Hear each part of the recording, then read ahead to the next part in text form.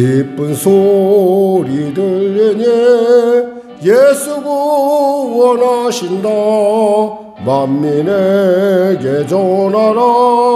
예수 구원하신다. 주님 명령하시니 산을 넘고 물 건너 온 세상에 전하라. 예수 구원하신다. 바다들아 외쳐라. 예수 구원하신다. 모든 죄인 들어라. 예수 구원하신다. 모든 소마 일어나 메아리 쳐 울려라. 복음 중에 복음은 예수 구원하신다. 환난 중에 하는 말 예수 구원하신다. 다시 살아나시오. 예수 구원하신다. 지은 죄로 인하여 슬픈 마음이 있어도 숨질 때에 내 할 말 예수 구원하신다. 바람들아 외쳐라. 예수 구원하신다. 기뻐하라 나라들 예수 구원하신다. 구원하는 소금을 산과들에 전하라. 우리들의 승전가 예수 구원하신다. 아멘. 찬송가 252장 드리겠습니다. 나의 죄를 씻기는 박수님 되겠습니다. 나의 죄를 씻기는 예수의 피밖에 없네. 다시 좋게 하기도 예수의 피밖에 없네. 예수의 흘린 피 나리게 하오니 귀하고 귀하다. 예수의 피밖에 없네. 나를 좋게 하기는 예수의 피밖에 없네. 사죄하는 증거도 예수의 피밖에 없네. 예수의 흘린 피 나리게 하오니 귀하고 귀하다. 예수의 피밖에 없네. 나의 죄 속하기는 예수의 피밖에 없네. 나는 공로 없으니 예수의 피밖에 없네. 예수의 흘린 피 나리게 하오니 귀하고 귀하다. 예수의 피밖에 없네. 평안함과 소망은 예수의 피밖에 없네. 나의 의는 이것뿐 예수의 피밖에 없네. 예수의 흘린 피 나리게 하오니 귀하고 귀하다. 예수의 피밖에 없네. 영원토록 내 할 말 예수의 피밖에 없네. 나의 찬미 제목은 예수의 피밖에 없네. 예수의 흘린 피 나리게 하오니 귀하고 귀하다. 하다 예수의 피밖에 없네. 아멘. 사도신경으로 신앙 고백을 대신하겠습니다. 나는 전능하신 아버지 하나님 천지의 창조주를 믿습니다. 나는 그의 유일하신 아들 우리 주 예수 그리스도를 믿습니다. 그는 성령으로 잉태되어 동정녀 마리아에게서 나시고 본디오 빌라도에게 고난을 받아 십자가에 못 박혀 죽으시고 장사된 지 사흘 만에 죽은 자 가운데서 다시 살아나셨으며 하늘에 오르시어 전능하신 아버지 하나님 우편에 앉아 계시다가 거기로부터 살아있는 자와 죽은 자를 심판하러 오십니다. 나는 성령을 믿으며 거룩한 공교회와 성도의 교제와 죄를 용서받는 것과 몸의 부활과 영생을 믿습니다. 아멘. 다 같이 찬송가 350장으로 하나님께 찬양 드리겠습니다.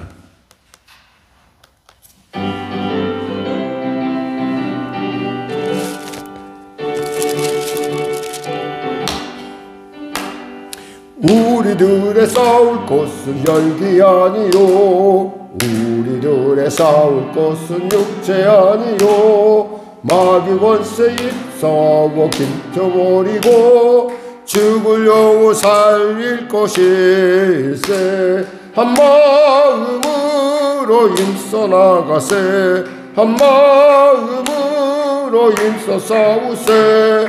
악한 마귀 군사들과 힘써 싸워서 승전고를 울리기까지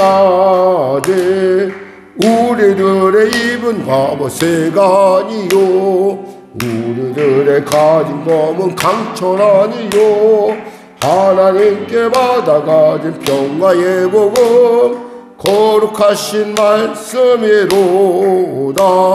한 마음으로 힘써 나가세 한 마음으로 힘써 싸우세. 악한 마귀 군사들과 힘써 싸워서 승전고를 울리기까지 악한 마귀 죄 아무리 강할지라도 우리들의 대장 예수 앞서가시니 주저 말고 용감하게 힘써 싸우세.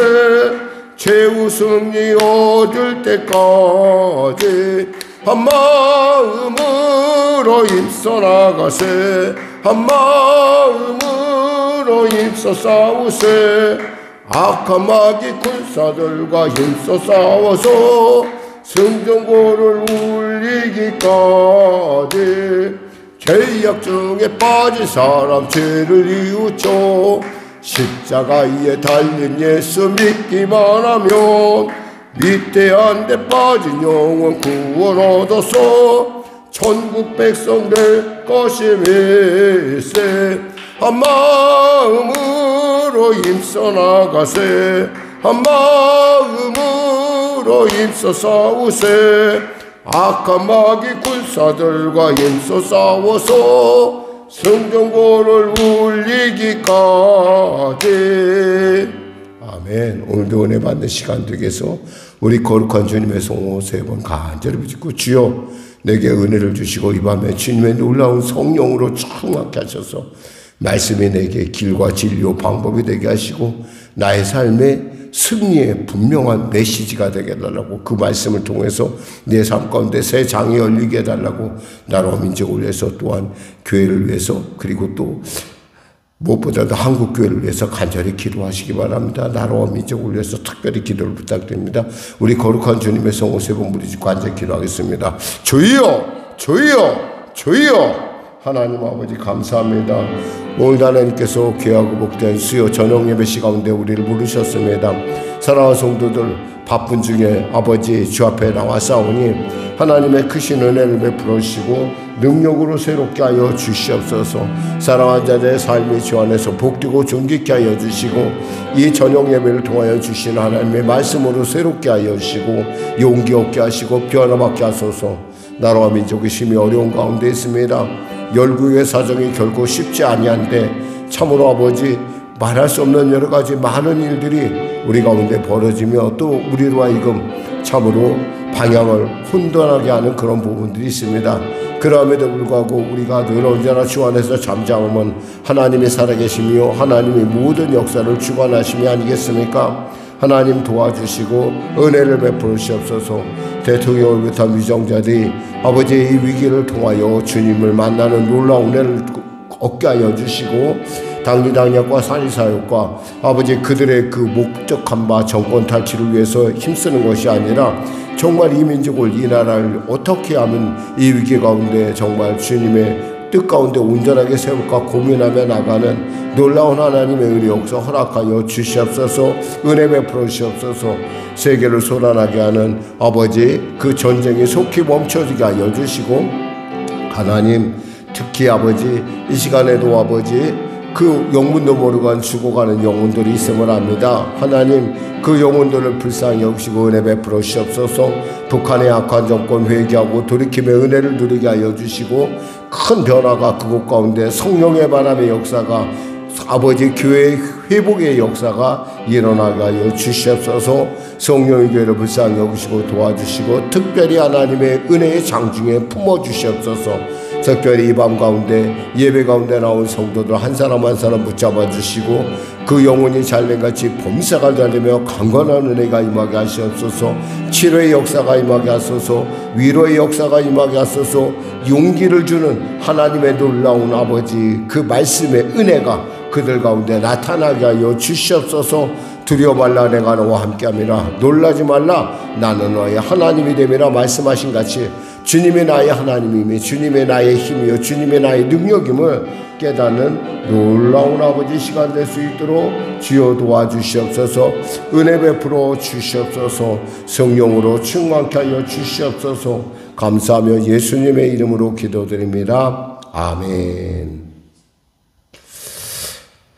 오늘 은혜 나누실 말씀은 사무엘상 17장 32절에서 17장 32절에서 40절 말씀 되겠습니다.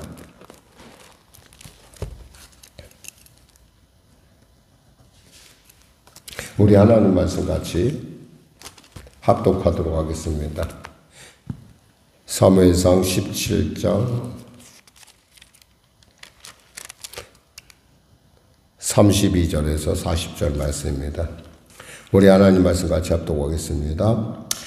다윗이 사울에게 말하되 그로 말미암아 사람이 낙심하지 말 것이라. 주의 종이 가서 저 블레셋 사람과 싸우리이다 하니, 사울이 다윗에게 이르되 내가 가서 저 블레셋 사람과 싸울 수 없으리니 너는 소년이요 그는 어려서부터 용사임이니라. 다윗이 사울에게 말하되 주의 종이 아버지의 양을 지킬 때에 사자나 곰이 와서 양떼에서 새끼를 물어가면 내가 따라가서 그것을 치고 그 입에서 새끼를 건져내었고, 그것이 일어나 나를 해하고자 하면 내가 그 수염을 잡고 그것을 쳐 죽였나이다. 주의 종이 사자와 곰도 쳤은즉 살아계신 하나님의 군대를 모욕한 이 할례받지 않은 블레셋 사람이리이까 그가 그 짐승의 하나와 같이 되리이다. 또 다윗이 이르되 여호와께서 나를 사자의 발톱과 곰의 발톱에서 건져내셨은즉 나를 이 블레셋 사람의 손에서도 건져내시리이다. 사울이 다윗에게 이르되 가라, 여호와께서 너와 함께 계시기를 원하노라. 이에 사울이 자기의 군복을 다윗에게 입히고 노투구를 그의 머리에 씌우고 또 그에게 갑옷을 입히매, 다윗이 칼을 군복 위에 차고는 익숙하지 못하므로 시험적으로 걸어보다가 사울에게 말하되 익숙하지 못하니 이것을 입고 가지 못하겠나이다 하고 곧 벗고 손에 막대기를 가지고 시내에서 매끄러운 돌 5을 골라서 자기 목자의 제구 곧 주머니에 넣고 손에 물매를 가지고 블레셋 사람에게로 나가니라. 아멘. 아멘. 저는 본문 말씀을 중심으로 만군의 여호와 이름으로 승리하라 라는 제목의 말씀을 나누길 원합니다. 자, 우리 이렇게 고백할까요? 하나님의 이름으로 승리하자. 아멘. 그렇습니다. 사실 지금 이곳은 엘라 골짜기라고 하는 유명한 골짜기입니다. 아마 성지순례 갔으면은 분명히 여러분도 갔을 텐데 그렇게 큰 우리가 생각하는 것처럼 그렇게 큰 골짜기는 아니에요. 그런데 그 엘라 골짜기에 가면은 아무래도 그곳이 이제 물이 늘 흐르는 곳은 아니고요. 물이 이제 비가 올 때 물이 주로 흐르는 곳인데 거기에 보면 이렇게 돌들이 많이 있어요. 근데 그 돌들을 보면서 제가 그런 생각을 해봤어요. 이 돌들 중에 어느 돌은 바로 그 다윗이 들어서 던졌던 돌 중에 하나일 텐데, 그래서 그런지 몰라도 한국에 그 관광객들이 꼭 가면, 순례객들이 가면은 꼭 그 돌 하나씩 주워오고 하는 걸 제가 봤어요. 저도 우리 교회에 주먹만한 돌 하나 주워왔어요. 주먹만한 돌인데 그 돌을 보면서 제가 이 돌을 맞으면 정말 굉장히 아프겠구나 이런 생각해 봤어요. 박물관에 가면은 그 당시에 이스라엘 사람들이 썼던 그 물맷돌이라는 게 나와요. 골프공보다 치고 조금 크고 제가 볼 땐 야구공보다 조금 작은 듯한 그 야구공만 해요. 보니까 그만한 돌을 갖다가 이 물매에 대갖고 돌렸다는 거예요. 돌려서 그것을 맞히는데 얼마나 잘 맞히는지 그 사람 특히 이 다윗 같은 경우는 거의 백발백중이었던 것 같아요. 중요한 것은 그는 지금 이 제구를 가지고 정말 무시무시한 정말 우리가 보기에도 정말 두려운 사람과 싸우는 것을 봅니다. 여기서 보니까 그런데 과연 다윗은 무엇을 보고 그렇게 용감하게 갔을까라는 생각을 해보게 됩니다. 그것은 무엇보다도 그는 하나님의 마음을 아는 사람이었다는 겁니다. 특히 지금 이 블레셋의 이 골리앗은 40일 동안이나 사람들을 모욕을 합니다. 어쩌면 지금 이 사울의 마음속에는 내가 이거 그만하고 돌아갔으면 좋겠다는 마음이 마음속에 꿀 같을 거예요. 왜냐하면 40일 동안 그렇게 모욕을 해도 한 사람도 나와서 그 상황에 대해서 누가 한번 타개해 보겠다고 하는 사람이 하나도 없었다는 거예요. 그런데 보니까 이 다윗이 전쟁을 그 형들의 안부를 물으러 왔다가 좀 얼떨결에 그 전쟁에 끼어든 거잖아요. 사람들이 정말 이렇게 얘기를 합니다. 저 사람을 뭐라고 얘기하냐면 이스라엘 사람들이 이르되 25절일까 이스라엘 사람들이 이르되 너희가 이 올라온 사람을 보았느냐 참으로 이스라엘을 모욕하러 왔도다. 그를 죽이는 사람은 왕이 많은 재물로 부하게 하고 그의 딸을 그에게 주고 그 아버지의 집을 이스라엘 중에서 세금을 면제하게 하시리라. 얼마나 힘들었으면 지금 이런 어마어마한 상금을 걸고 지금 다윗이 사울이 이렇게 동요했겠어요. 근데 한 사람도 안 나타났다는 거예요. 근데 다윗이 그 얘기를 듣고, 물론 그 얘기를 들었다고 해도 그 모욕하는 얘기를 듣고 나니까 도저히 참을 수가 없는 거예요. 하나님의 군대를 모욕하는 그 사람. 그래서 그는 이렇게 얘기합니다. 이렇게 32절에 보니까 다윗이 사울에게 말하되 그로 말미암아 낙심하지 말 것이라 이렇게 합니다. 낙심하지 마세요.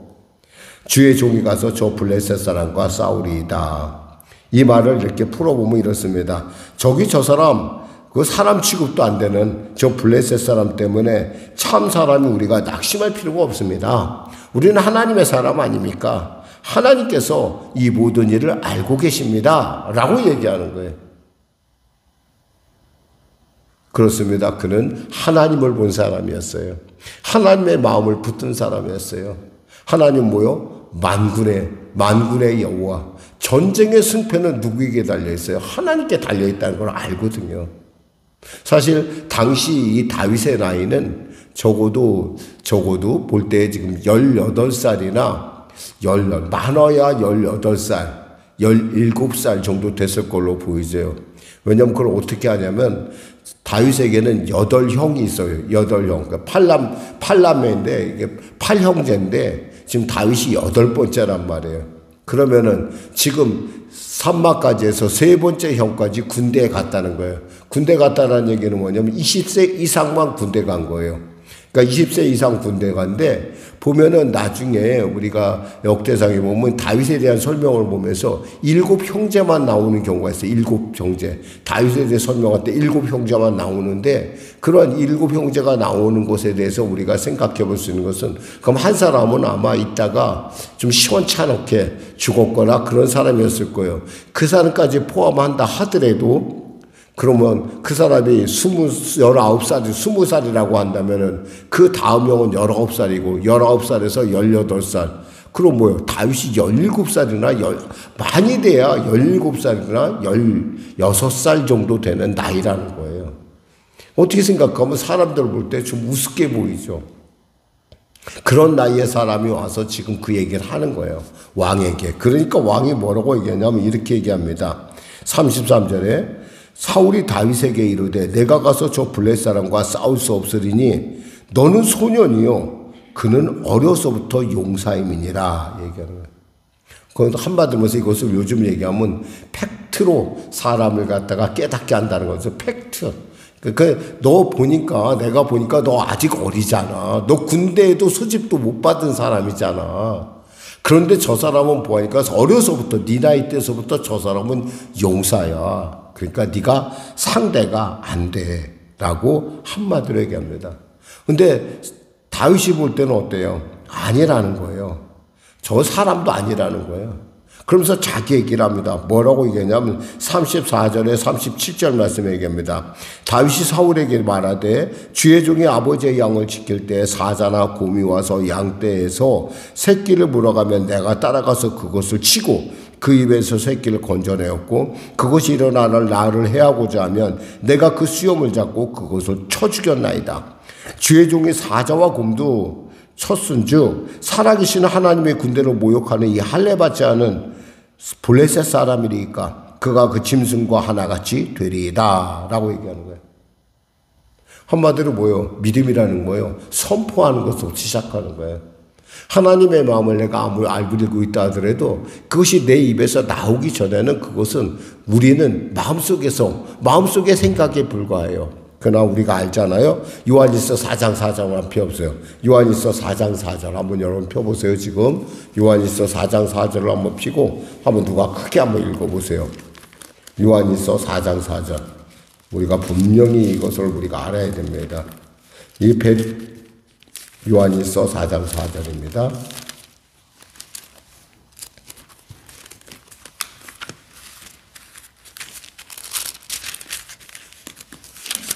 자, 한번 표셨으면 한번 읽어보세요. 크게 같이 합독하겠습니다. 4장 4절입니다. 자녀들아, 너희는 하나님께 속하였고 또 그들을 이기었나니 이는 너희 안에 계시니가 세상에 있는 자보다 크심이라 그랬어요. 세상에 있는 자보다 크다는 거예요. 우리 안에 있는 사람, 우리 안에 있는 계신 분이. 그러니까 뭐요? 비록 우리는 작지만 우리는 비록 소년이지만 우리는 별 볼 일 없지만 내 안에 계신 이가 크기 때문에 저 골리앗 정도는 아무것도 아니라는 얘기예요. 내가 사자와 곰도 이겼는데 내 하나님, 내 안에 계신 큰 하나님께서 그를 못 이기게 할 리가 없다라는 겁니다. 그렇지만 우리는 작아요. 우리는 사울의 말대로 그가 말한 대로 그 사람은 자그마치 얼마나 큰 사람인지 여기서 보면은 블레셋 사람에 대한 설명을 이렇게 합니다. 4절에서 7절에 보니까 블레셋 사람들이 진영에서 싸움을 도두는 자가 왔는데 그의 이름은 골리앗이요 가드 사람이라. 그의 길은 6규빗 한 뼘이요 머리에는 노투구를 썼고 몸에는 비늘 갑옷을 입었으니 그 갑옷의 무게가 놋 5,000세겔이며 그 다리에 놋 각반을 쳤고 어깨 사이에는 놋 단창을 메었으니 그 창자루에는 배틀째 같고 창날은 철 600세겔이며 방패든 자가 앞서 행하더라 그랬어요. 한마디로 키로 말하면은 거의 3m에 가까워요. 키가. 보통 사람이 아무리 고도 여보서 한번 3m의 사람을 생각해봐요. 아주 굉장히 장대하죠. 거기다가 보니까 이 사람은 놋으로 만든 비늘 갑옷을 입고 있어요. 이 비늘 갑옷이라는 건 적이 창으로나 화살을 할 때 잘 뚫지 못하도록 그러한 그 비늘 갑옷이고, 그러니까 무게만 하더라도 창의 무게가 자그마치 6.8kg 정도 되는 그 어마어마한 창을 휘두르고 그냥 그 갑옷의 무게만 60kg에 달한다는 거예요. 그러니까 정말 어마어마한 사람을 보고 있죠. 사실 사울은 뭘 보고 있어요? 하나님을 보고 있는 게 아니라 바로 이 거대한 바로 거인을 보고 있다는 거예요. 과거에 이스라엘 백성들이 우리가 그 애굽을 출애굽하고 나서 이 가나안 땅을 점령하기 위해서 정탐꾼을 보냈어요. 그랬더니 그들이 본 곳이었어요. 거인들을 아낙 자손을 보았다고 했어요. 우리는 메뚜기 같다고 그랬어요. 지금 메뚜기 같은 신세로 지금 40일이나 있는 거예요.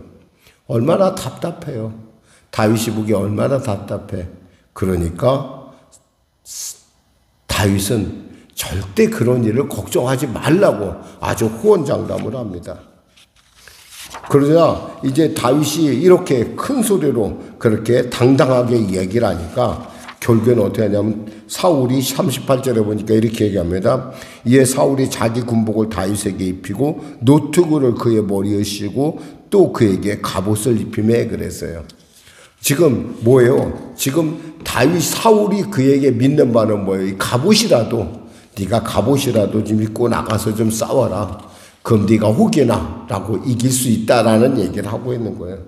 사실 지금 다윗의 눈에서 볼 때는 이 골리앗 사람은 아무것도 아닌 거예요. 그에게는 전혀 왜? 내 안에 계신 하나님, 그 하나님이 놀라운 분인 걸 그를 알거든요. 그래서 그에게 이렇게 그는 나중에 이렇게 고백을 하죠. 바로 뭐라고 고백을 합니까? 이렇게 부릅니다. 45절에서 47절에 보니까 이렇게 같이 한번 읽어볼까요? 다윗이 블레셋 사람에게 이르되 너는 칼과 창과 단창으로 내게 나오거니와 나는 만군의 여호와 이름 곧 내가 모욕하는 이스라엘 군대 하나님의 이름으로 내게 나아가노라. 오늘 여호와께서 너를 내 손에 넘기시리니 내가 너를 쳐서 내 목을 베고 블레셋 군대의 시체를 오늘 공중의 새와 땅의 들짐승에게 주어 온 땅으로 이스라엘의 하나님이 계신 줄을 알게 하겠고 또 여호와의 구원하심이 칼과 창에 있지 아니하면 이 무리에게 알게 하리라. 전쟁은 여호와께 속한 것인즉 그가 너희를 우리 손에 넘기시리라. 아멘. 그렇습니다. 이미 이 싸움은 다윗에게 있어서는 이미 승리한 싸움이라는 거죠. 여러분, 우리가 정말 하나님을 안다는 것, 그리고 하나님의 이름을 우리가 갖고 있다는 것은 정말 세상보다 위대한 그 놀라운 가능성을 우리에게 하나님께서 우리에게 주셨다는 거예요. 사실 이 멍멍이들도요, 가만히 보면은 자기 주인 앞에서는 막 용감하게 달려듭니다. 근데 자기 주인이 없으면 꼬리를 말고 도망가죠. 참 이런 거 생각할 때 하나님이 지금 내 뒤에 계시다는 거예요. 골리앗 물론 뭐 3m 이르는 키에다가 뭐 창만 하더라도 뭐 이렇게 어마어마한 창을 휘두르고 뭐 갑옷만 하더라도 60kg 되는 그 거대한 갑옷을 입고 있는 그 사람, 그래서 우리는 주눅이 들 수밖에 없을 거예요. 그러나 다윗은 그렇게 생각하지 않았어요. 저것은 내 밥이라고 그랬어요. 마치 여호수아와 갈렙처럼 저것은 우리의 밥이다. 그러니까 어떻게 돼요? 이 일을 통해서 결국 다윗은 이스라엘이라는 정말 그 큰 나라의 정식으로 데뷔를 하게 되는, 정말 그 나가게 되는 그런 놀라운 사건이 바로 이 사건이에요. 사실 우리가 사울을 생각할 때 사울이 암몬의 나하스 군대와 싸울 때 그는 정말 아무것도 없는 참 보잘것없는 자였잖아요. 오직 했으면 그를 왕으로 기름 부었는데 사람들이, 그중에 몇 사람들은 저거 무슨 왕이냐, 뭐 저 사람이 우리를 구원할 수 있겠냐라고 비웃음을 살 때 아무 소리 못했었어요. 그런데 이 암몬 왕과의 전투를 통해서, 그가 나하스와의 전투를 통해서 완전히 이기고 나니까 그가 완전한 그 왕으로 섰던 것처럼 지금 다윗도 이 사건을 통해서 정말 이 이스라엘의 중요한 이 정치계, 흔히 말해서 이 한 이스라엘의 나라의 왕으로서 그가 어떤 사람으로 데뷔하게 되는, 아주 유명한 사람으로 데뷔하게 되는 놀라운 사건이라는 거죠. 자, 말씀 한번 정리해 보겠습니다. 우리가 무엇보다도 우리의 삶 가운데 이렇게 어려운 일들이 있을 수가 있어요. 정말 우리가 생각하면 그 일만 생각하면 도대체가 엄두가 안 나는 그런 일이 있죠. 그러나 여러분, 우리 안에 계신 분을 한번 생각해 보세요. 그분의 손을 꼭 붙잡으세요. 그분이 뭐라고 말씀하셨어요? 나는 만군의 여호와라 하셨어요. 결국 전쟁의 승부는 누구에 달려 있어요? 하나님께 달려 있단 말이에요. 그분은 나의 아버지고, 그분은 나의 후원자이고, 그분은 나의 능력자예요. 그분이 나와 함께하면 누가 우리 앞을 막을 수 있으며, 그분이 나를 붙드시면, 그리고 그분이 열면 누가 닫을 자가 있겠습니까? 사실 많은 사람들이 생각할 때 결국 힘이, 모든 것이, 그 재력이 모든 것을 좌지우지한다 생각하지만 전혀 우리가 볼 때는 그것이 그들에게 물론 어떠한 수단이 될지는 몰라도 결국 승패를 좌우하는 것은 하나님이라는 사실을 우리는 반드시 알아야 됩니다. 따라서 우리는 어떠한 순간에도 결코 좌절하거나 우리는 두려워할 이유가 없습니다. 왜? 하나님이 우리의 아버지가 되시고 하나님을 모욕하는 어떠한 일에도 하나님은 절대 침묵하지 아니하신다는 놀라운 사실일 것입니다. 사랑하는 성도 여러분, 오늘도 이 말씀을 통해서 여러분 힘을 얻고 예수와 하나님과 함께 그 하나님의 나라 가운데 승리하는 하나님의 영화로움을 나타내는 하나님의 위대함을 나타내는 여러분과 저가 되기를 주님의 이름으로 축원합니다. 우리 기도하겠습니다. 하나님 아버지 감사합니다. 말씀을 전했습니다. 사랑하는 성도들의 삶 가운데 함께 하시고 오늘도 그 삶을 통해서 하나님의 살아계심을 증명하시며 드러내시는 나의 좋으신 하나님 아버지, 그분이 이 세상보다 훨씬 크다는 걸 우리가 머리로 알고 있지만 그러나 우리가 인생의 어려움을 당할 때마다 우리는 고아와 같고 하나님은 아무데도 보이지 않는 그러한 아버지 하나님이 나를 버렸다고 하는 그러한 상실감 가운데 우리가 기죽을 때가 있습니다. 그럴 때 주님, 우리가 주님을, 내 안에 계신 주님을 의지하며 당당하게 나가 하나님의 놀라운 살아계심의 역사를 나타내는 우리 사랑하는 성령에게 성도 될 수 있도록 축복하여 주시옵소서. 두려워 떨지 않게 하여 주시고 눈의 상황이 아무리 눈앞에 보이는 상황이 아무리 어렵고 엄중해도 하나님께서 우리와 함께 하심으로 하나님이 나의 아버지가 되심으로